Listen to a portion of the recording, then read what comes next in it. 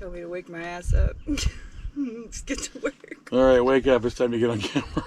It's kind of relaxing. But you've noticed we're not in the shop today. It's kind of a nice day out, so there was like no way I was getting stuck in the shop. It's 80 degrees, 81 degrees. Stuff's blooming in the Sonoran Desert. It actually kind of smells good out here right now.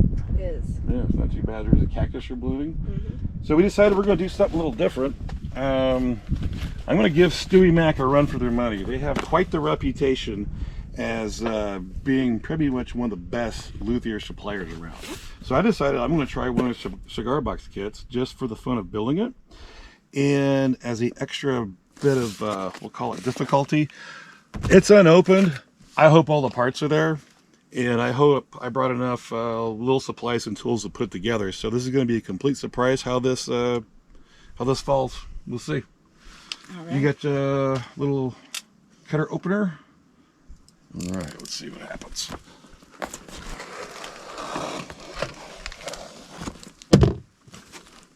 Not that enough. There we go. Oh, one of those. Okay. It doesn't flip up.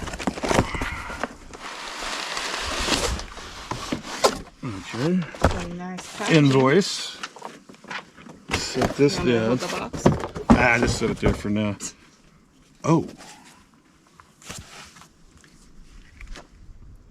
Is there a whole booklet on that thing? That's kind of almost intimidating. I have a feeling they're over explaining, but let's see. Okay. We'll want to RTFM. What? Read the manual. Sorry, it's an IT thing. RT. All right, this is all the parts. Let's just take it all out. What we got here? Something. I take it that's a bridge. Oh, there's more pieces.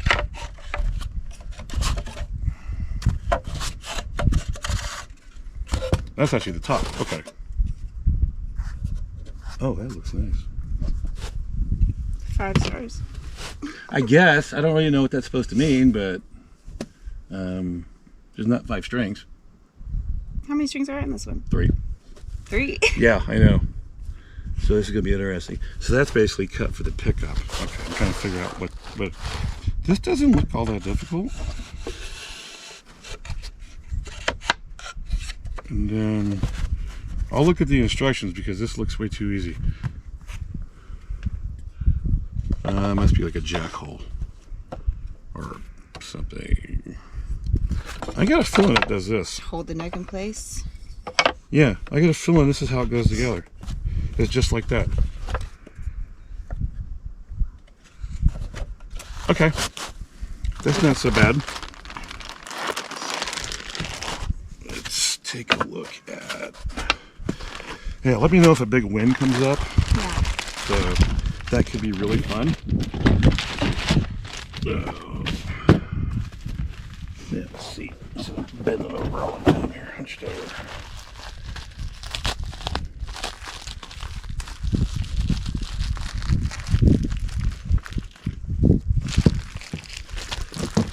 I got truss rod wrench. Oh, this has a truss rod in it. A lot of times cigar boxes, they don't put a truss rod in because there's really not that much tension. Mm-hmm. They actually have a truss rod in this one, so that'll be kind of neat.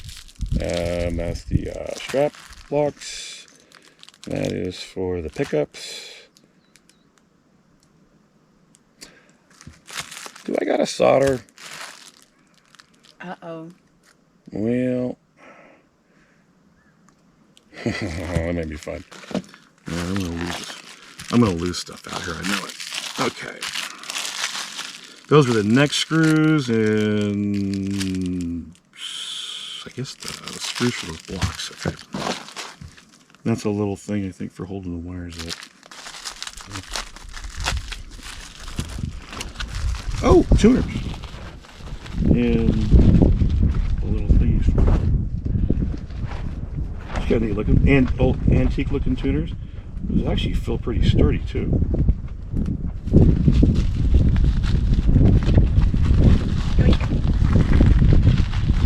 Okay, so let's go with that part, and put that back. This feels like the pickup. This has a P90 pickup. It's an old style single coil pickup. It's supposed to have kind of a unique kind of sound.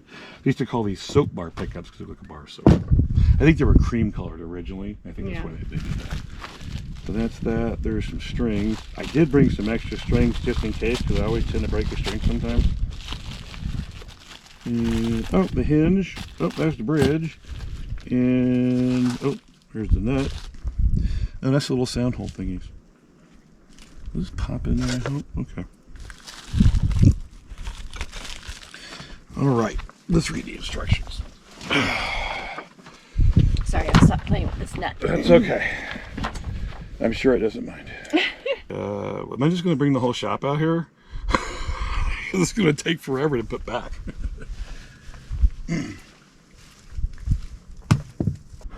Glad I put my hair up, though.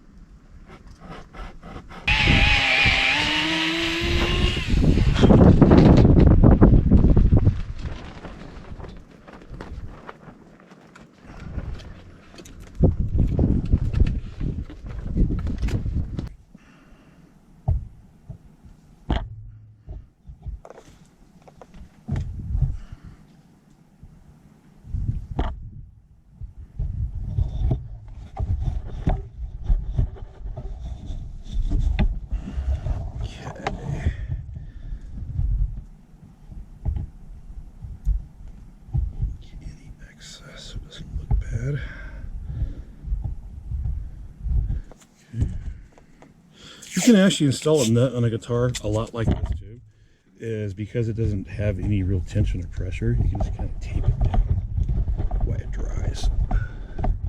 Make sure both ends are there. We'll just leave it. Yep. Yeah. You actually go down. I like how these look. Totally nifty. Put up and take some like copper paint and put on it and just kind of fake like it was Antique copper. it. Or if you want to go with the steampunk. I don't know what a steampunk cigar box would look like, because they're almost steampunky in their own way.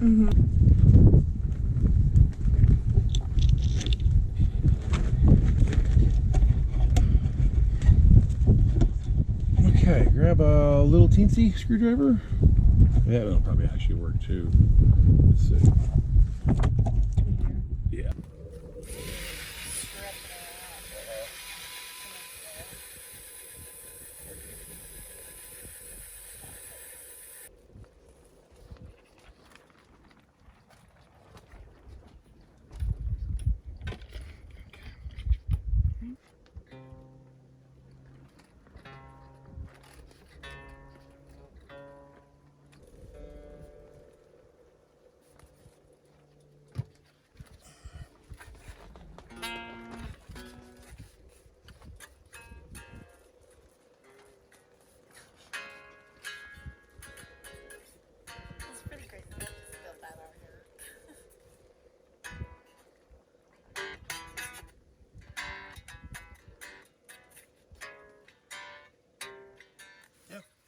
Basically, the dots are almost like whole notes, and the in-betweens are like sharps. And how we adjust the bridge on this is we just basically file it down. That's how I do it.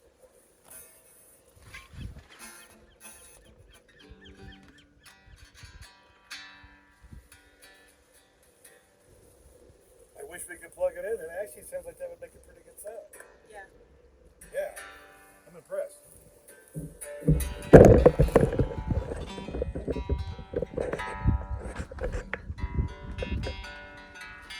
That sounds good, just keep playing it like that.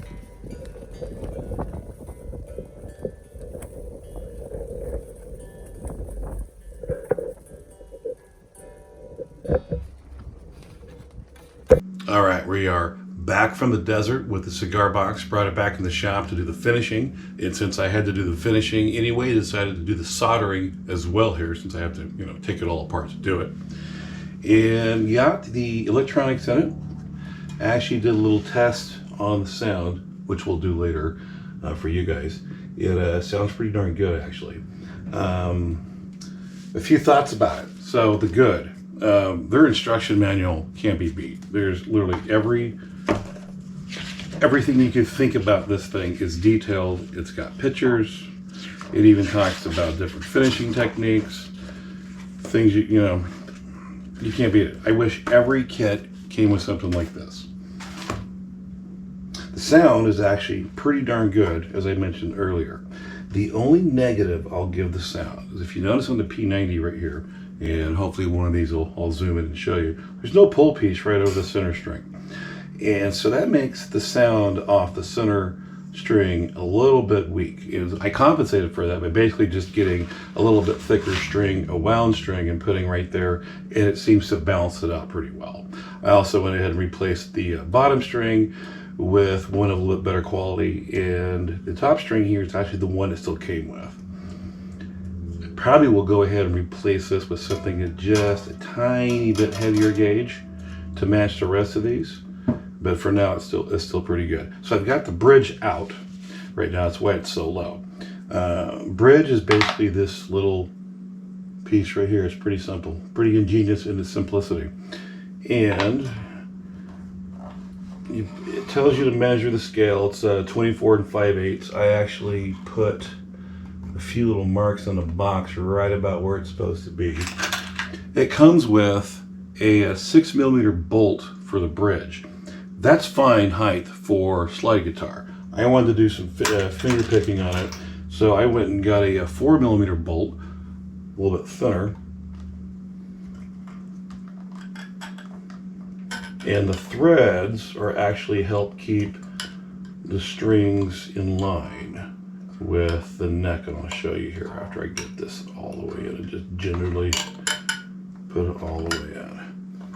As you can see, the tail piece is a little bit narrower than it needs to be, and so that actually helps line the strings up better. As you can see, it's a little bit wonky. Now on the picture, of course, it shows it straight. I've got it marked like this for intonation. I've already done some testing. That's pretty darn close. So I'm going to go ahead and tune it up here in a minute, but let's go over kind of the bad.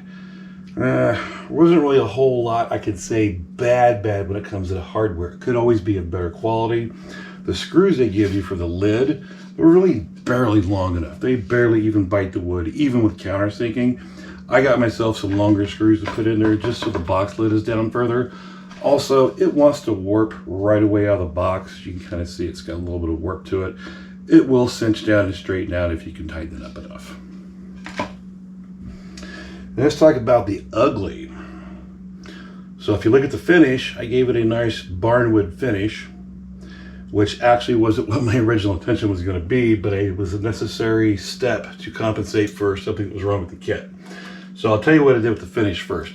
So I went over with some Minwax. Basically it's transparent black. Then sanded it back to sort of make the grain pop. And then I went over it with some golden oak here to sort of give a little bit of a pop and a glow to it. Afterwards, I then did a sanding sealer down to seal it, and then another polyacrylic, couple of coats over it. It's not a heavy finish, but it's enough to protect the wood and keep it from wanting to warp anymore. So the reason I went barnwood is because, if you take a look right here, you'll see I had to do a little bit of a repair job. Right away when we pulled the kit out of the box, I noticed there was a split forming right here where the sound holes are cut.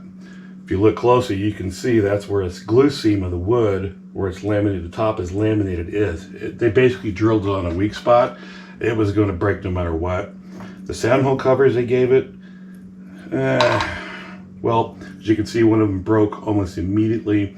I decided to not even put them in. They're cheap plastic. I don't want to stress the sound holes anymore and don't want it to crack anymore. So I'm going to find another way of dressing those up. I'm not going to use this. Other than that, this is a really awesome kit. Went together easy. The net quality is top notch. It just can't be beat. It's got a truss rod in it. It's way overbuilt. You could probably put bass strings on this thing if you wanted to, and it would probably hold the tension well. Tuners are nice and simple. Nothing much you can really say about them. So let's get the back on it. Get it together. Let's get it all nice and tuned up. And let's see how it sounds. Nice, tight fit.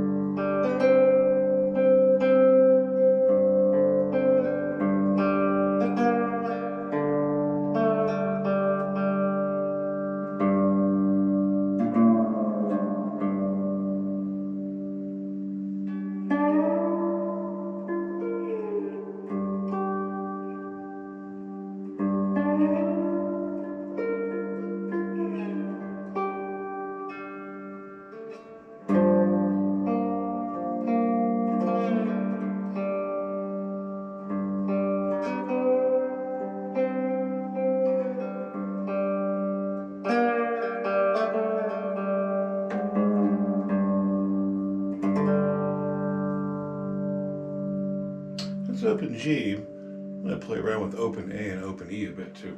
It's kind of fun.